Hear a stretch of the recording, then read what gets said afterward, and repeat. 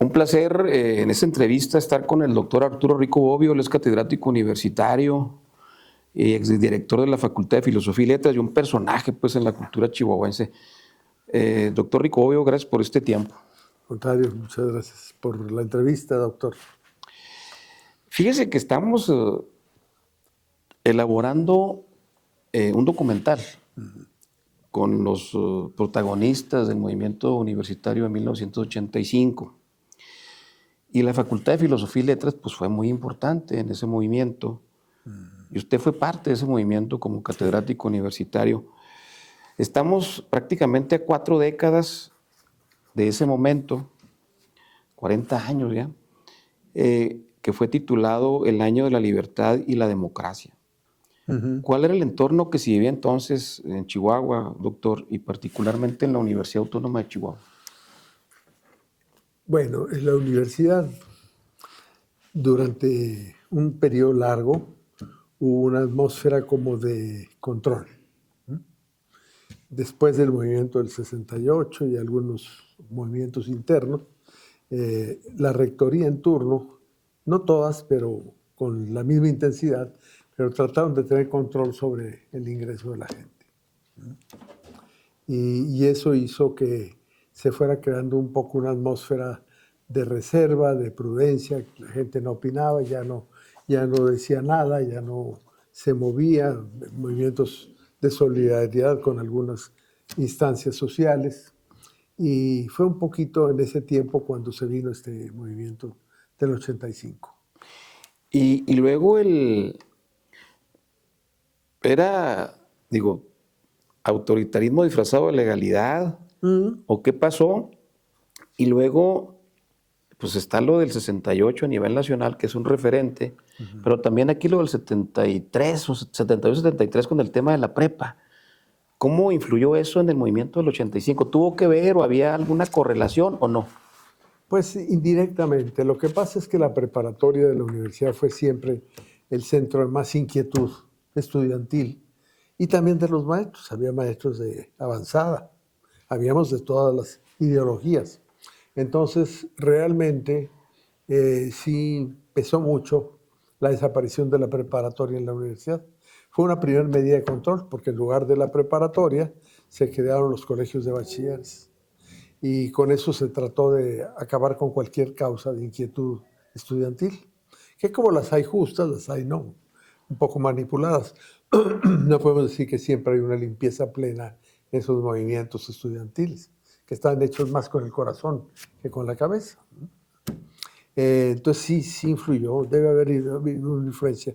Creo que no hemos hecho un estudio suficiente sobre cómo esa atmósfera fue permeando hasta que llegó a estallar en una nueva forma. Cuando el licenciado de las Casas, que era rector de la universidad, intentó por tercera vez convertirse en rector. O conservarse como rector de la universidad. Esa fue una circunstancia coyuntural, pero como ya lo conocíamos de la Facultad de Derecho, donde yo era maestro, yo fui maestro en la preparatoria, en Derecho y en Filosofía. Entonces, cuando llega a la rectoría el licenciado de las Casas, con el que llevaba una buena relación, llevábamos en general buena relación, pero sabíamos cómo era la mano dura de él y el control y bueno, algunos han hablado mucho de la represión que ejerció en varias instancias. Nosotros tuvimos plena conciencia de lo que pasó en la Escuela de Enfermería, donde había un control paradójicamente ejercido por la Escuela de Educación Física, conocida en ese entonces por todos nosotros como los porros de rectoría del licenciado de las Casas. Eso es una circunstancia importante señalarla, porque esa es una expresión del control que se estaba ejerciendo. Y entonces ahí, en esa coyuntura también, hablaba de la preparatoria, hay algo importante, surgen los colegios de bachilleres a nivel nacional, ¿no? Sí. En Chihuahua. Sí, se crearon. Se da vida al colegio de bachilleres, una institución muy importante. Usted hablaba ahorita de la tercera reelección del licenciado Reyes Humberto de las Casas, pero ¿qué fue? ¿Había otros ingredientes que detonaron el movimiento o ese era el único? Debe haber habido otros, porque usted sabe que los movimientos nunca son puros, sí, transparentes. Hay intereses políticos de unos, otros somos académicos y nos preocupa lo que se estaba dando en la universidad. Siempre fuimos algunos que participamos con el licenciado Massini y yo, que llevamos muy buena relación. Él era entonces director de la escuela, todavía no era facultad. Escuela de Filosofía y Letras, y ambos creíamos en la no reelección. Y además conocíamos al Pato, pues, los dos egresados de Derecho, compañeros, colegas ahí, académicos, del licenciado de las Casas. Y bueno, pues veíamos con malos ojos que se tratara de prolongar un periodo más. Eran de 3 años, ya llevaba 6, ya por el 7º. Y bueno, ahí además lo hizo con premeditación, alevosía y ventaja. ¿Por qué? Porque convocó a un proceso electoral en junio, cuando ya todo el mundo estaba... Vacaciones. No, o en exámenes o en vacaciones. Entonces hubo una especie de llamada de atención. Dijimos, pues no vale, esto no se puede hacer así. Y empieza la protesta. Porque además la atmósfera era represiva. Entonces, bueno, tenía que armarse la gente en conciliar, atraer a otros grupos universitarios para que fuera un movimiento que no fuera fácilmente reprimible, como pasó en enfermería. En enfermería los tenían controladísimos. Sí, hubo hasta agresiones de todo tipo, ¿No? físicas. La escuela de enfermería estaba completamente encerrada por una valla en aquel entonces. Oiga, y haciendo un ejercicio de memoria, ¿qué facultades apoyaban a la no reelección? Porque había una, más o menos la mitad, ¿no? Recuerdo y estuve leyendo ahí los periódicos de aquellos años. Sí, ingeniería apoyó, ingeniería civil. Conta. Conta, por supuesto, sí, claro. Filosofía y letras. Bueno, filosofía no toda, porque el director era gente del licenciado Las Casas, un buen amigo nuestro, pero que le dio el Entonces se apoyo. dividió la facultad. Se dividió. Pero que el maestro Nava, él dejó hacer, pero no nos apoyó. Y cuando el rector le pidió que se solidarizaran porque presionó también a los directores, los reunió, los convocó, pues Nava aceptó. Después nos lo decía, pues yo me comprometía con él, pues ¿qué hago? Porque es una persona muy recta. Y dándole el apoyo, pues ya no nos siguió. Pero los que estábamos ahí como maestros, estaba por supuesto Francisco Flores Aguirre, estaba Rafael Soto Bailón, y estaba, bueno, el director Enrique Massín, estaba un servidor. Había un maestro temporal que era Balsaña, un argentino que estaba dando alguna clase por ahí, ya tenía un tiempo, y habíamos varios. Y claro que pues todos nosotros intentamos participar en este movimiento sin involucrar al director. ¿Los jóvenes, estudiantes, cómo participaban? No, muy activos, muy entusiastas. Cuando hablamos de no reelección, ellos lo entendían porque es una tradición mexicana. En México, siempre después de la Revolución Mexicana, el sufragio efectivo, no reelección, fue siempre una consigna que llevamos todos muy bien inscrita entre nosotros. Y sigo pensando en eso, porque la gente que se preserva en el poder, sabemos que se daña, se marea o de plano pierde la medida de la realidad. Eso lo hemos visto en periodos simplemente sexenales. El primer periodo puede parecer muy bueno, la primera parte del gobierno, y luego después van poco a poco como perdiendo la mesura de lo que están viviendo y de los límites, y de que lo que tenemos son cargos temporales, porque eso no va a ser para siempre. Entonces estaba... Se le pasó a Juárez. Sí. La no reelección tatuada pues en el pueblo mexicano, ¿no? O en los mexicanos. Marcada. Marcada. Completamente. De la facultad, de Filosofía y Letras de las más activas en este movimiento. ¿Qué recuerda de las demandas? Porque eran las normas de elección, pero luego también surgieron otras demandas. Se hablaba de malos manejos económicos. Se hablaba de las propiedades que el rector había comprado.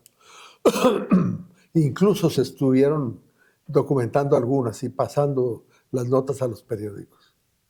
Entonces, malos manejos, violación de algunos principios legales, adaptación de la universidad a los intereses de un grupito, de una camarilla, que era la que estaba en el poder. En fin, se veía todo eso con... Y luego además la lucha entre el PAN y el PRI dentro de la universidad, porque el PAN, aunque el licenciado Las Casas era parte de un grupo de El PRI. maestros que estaban completamente identificados con el PRI, él estaba coqueteando con el PAN, por lo menos eso fue lo que nosotros sentimos. Y eso también provocó la lucha de las fracciones dentro de la universidad, porque era una época en que había todo el control por parte del PRI. Sí, pero se dio lo del 83, donde el PAN gana algunas presidencias municipales, las más importantes, y que finalmente eso provoca una ruptura en el poder hegemónico nacional. Y yo recuerdo, y estuve leyendo ahí lo de pues, los cuestionamientos que hacía don Fidel Velázquez de la CTM al gobernador Ornelas, que finalmente repercute en que el secretario de Gobernación, Manuel Bartlett, en ese tiempo, pues le llame la atención al licenciado Ornelas y luego llegue hasta el extremo pues de la licencia, ¿no? Hay una cosa muy interesante. El licenciado Ornelas fue siempre un hombre conciliador. Era enérgico en la disciplina, en lo que era la Escuela de Derecho, donde yo estuve y lo traté, y fue padrino en mi generación. Pero esa capacidad que tenía él para conciliar y convocar a todo el mundo, me acuerdo haber estado en un grito, no sé qué año, que convocó él todavía como gobernador, y asistieron gentes de todos los partidos políticos. Era una gente abierta, muy, muy abierta. Dentro de la facultad él apreciaba a los nachos, como los conocíamos, que eran el grupo más izquierdoso, pero priista, con el otro grupo que era de derecha, panista. Pues él convivía bien con todos. Entonces, eso... La mafia y la antimafia, ¿no? Sí, antes. Pero eso que algunos lo vemos como una virtud, a nivel político lo vieron como una debilidad. Al licenciado Ornelas lo consideraron como un gobernante débil que había dejado que creciera este movimiento. Y luego cuando se intensifica y él interviene, él primero deja que se trate de resolver todo por los universitarios, respetuoso de la autonomía, porque él era una persona que creía en la autonomía universitaria, aunque eso sabemos que nunca ha sido muy cumplido, que digamos. El hecho es que cuando le llaman la atención de México, ¿qué está pasando ahí en su estado? Pues él trata de tranquilizar las aguas y habla con el licenciado de Las Casas. Pero fue público que el licenciado de Las Casas dijo, yo no renuncio, renuncie primero usted. Eso se dijo, si fue cierto o no, pues ya no están los interlocutores. Pero es un indicador de cómo Ornelas, pues no era una persona represora, ni era una persona autoritaria.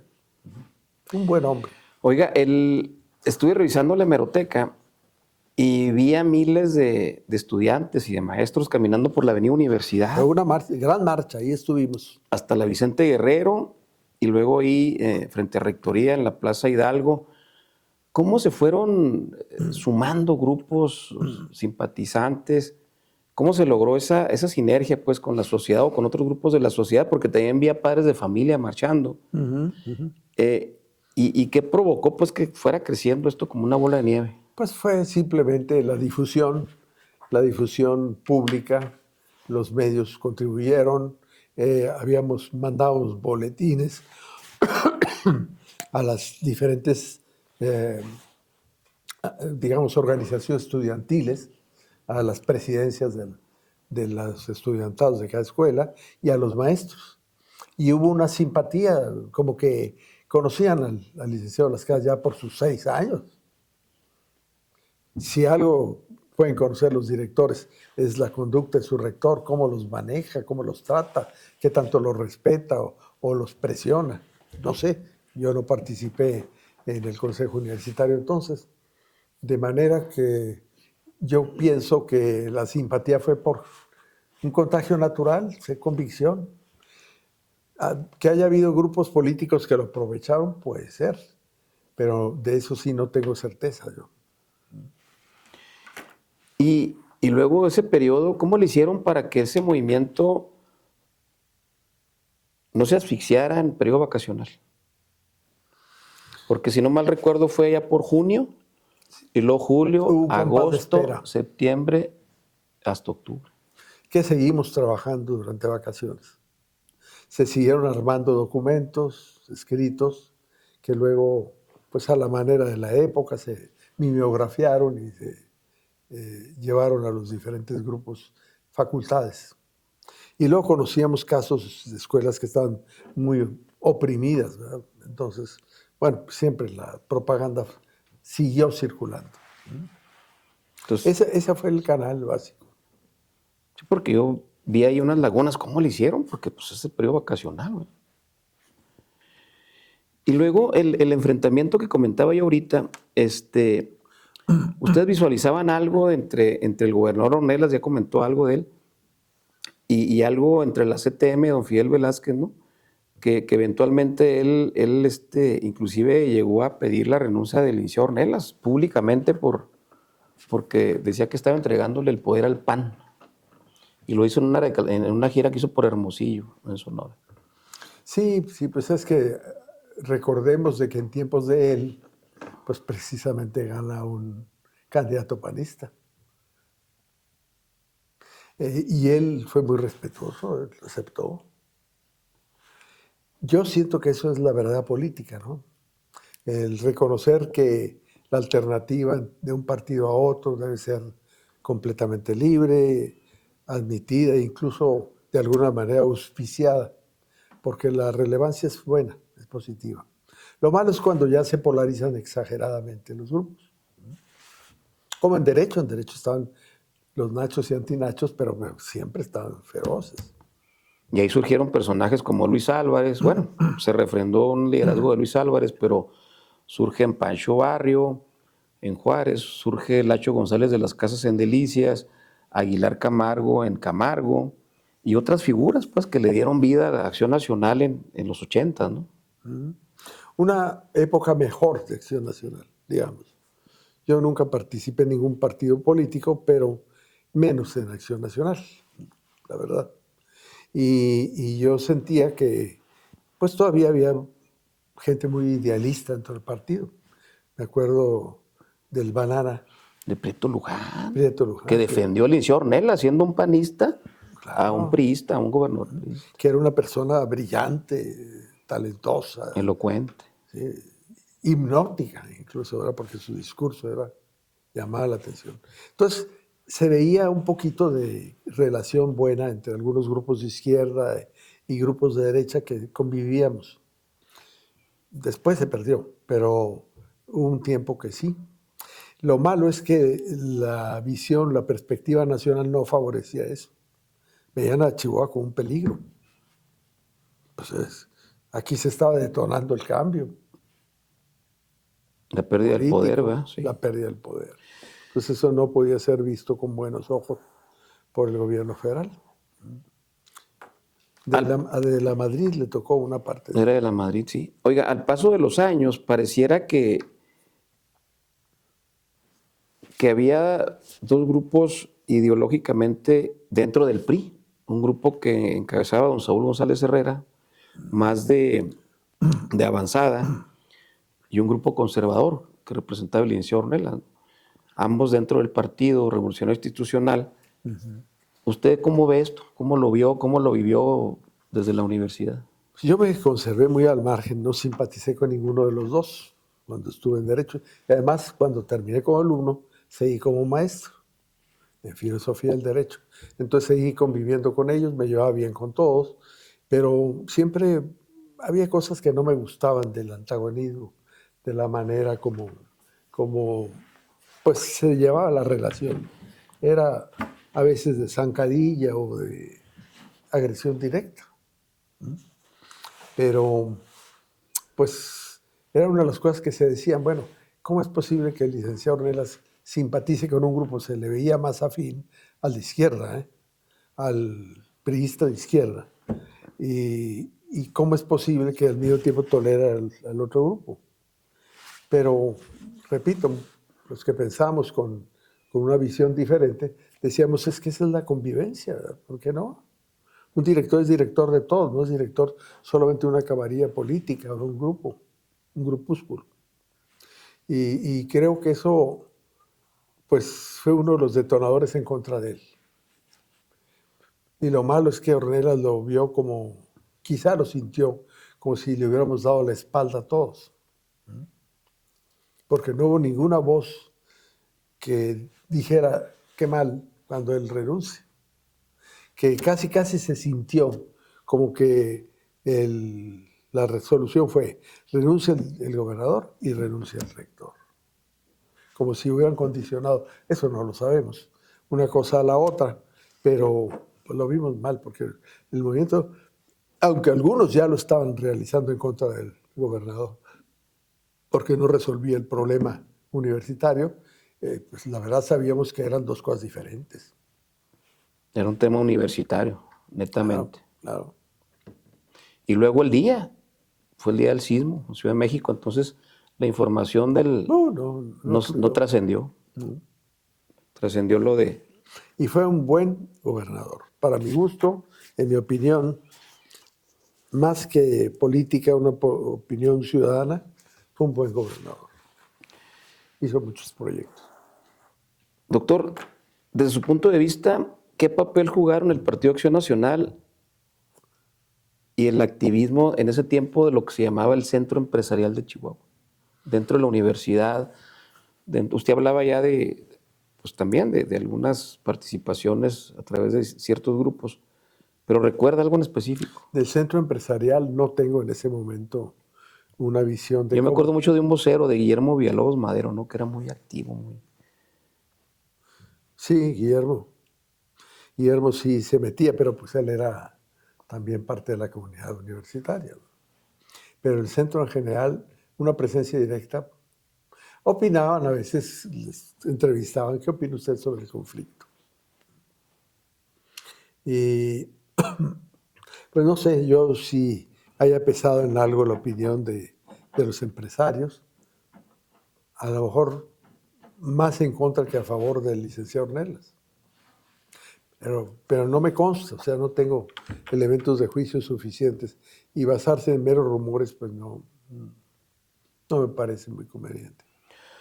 Usted como experto también en derecho, se le dio, estuve revisando yo, había una ley orgánica pues, muy básica, que eso permitía pues hacer cosas, ¿no? ¿De ahí qué pasó? Porque hubo otra ley orgánica y se le dio vía institucional a diferentes áreas de la propia universidad. Y luego vino otra reforma también. Sí, ¿nos puede comentar algo de eso? Bueno, cuando sale el licenciado Las Casas y entra el licenciado Torres Medina como una especie de negociación interna,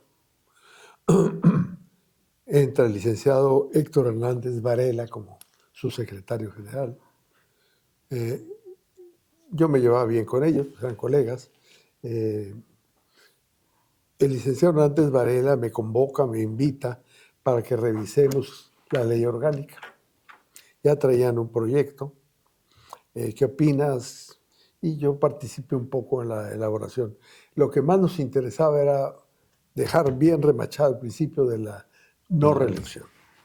Pero había otras reformas interesantes que no fueron suficientes en ese tiempo y por eso después se volvería a reformar la ley orgánica. Pero sí sentíamos que era necesario hacer algo más completo y se intentó, se buscó, con la participación de toda la comunidad a través del Consejo Universitario, claro. No hubo un consenso aplicable así a la consulta general de las bases, como decíamos. Pero Sí, la preocupación fue esa, lograr que hubiera autonomía universitaria y que esa autonomía se ejerciera realmente dentro de ciertos límites para evitar los excesos del poder. Y luego se amplió también el periodo, ¿no? Sí, en ese O periodo. sea, no reelección, pero 4 años Sí, después. sí, porque se pensó después que era poco el periodo de 3 años, que eso había promovido un poco el apetito de tener más tiempo para hacer lo suyo. Y hoy los rectores duran 6 años. Ahora duran 6. Después hubo una otra reforma. Doctor, estamos a 40 años, 4 décadas. ¿Qué destacaría usted? ¿Qué aportaciones importantes dio este movimiento social, universitario, en particular a la universidad y en lo general a la sociedad chihuahuense? Pues a mí me preocupa un poco que casi siempre estos movimientos terminan por ser justificación para apretar otra vez el candado políticamente, para que la universidad no hable, para que la universidad no se mueva, para que la universidad se dedique nada más a lo suyo, o sea, al estudio. Y yo siento que el estudiante universitario pues debe estarse preparando para la vida, para el después, e incluso intervenir durante la vida universitaria. Muchos defendimos que los estudiantes teníamos una función muy importante en el cambio político, porque éramos de los partidarios de cambiar México, no con una revolución violenta, porque teníamos colegas que sí lo creían desde la época del 68, claro. Y desgraciadamente, pues, esa gente fue perseguida y limitada, pero eso irradió a lo demás. Medios de control. En vez de que los directores fueran nombrados con completa autonomía, pues siempre empezó a tomar el visto bueno del rector. Y el rector consultaba muy a menudo, o así lo creíamos, con el gobernante turno. Entonces se fueron creando sistemas de control para que la universidad llegara a un statu quo en donde no causara problemas. Porque se veían los movimientos como problemas, no como manifestación de un problema que ya estaba, sino ellos eran el problema, eran la causa. Entonces, viéndolo a distancia, pues decimos, la universidad se ha dormido, ahora no hay ni inquietudes sociales, de repente lo tratamos de rescatar, actividades en facultades como la nuestra, filosofía y letras, pero pues realmente ya no hay esa efervescencia que había en estudiantes con sentido crítico, que le preocupaba la situación de México, la situación del mundo, que sí se dio en una época. No más que se polarizó. Entonces, la principal aportación sería, digamos, la conciencia social o la movilización que provocó este problema, pues, que era de la reelección.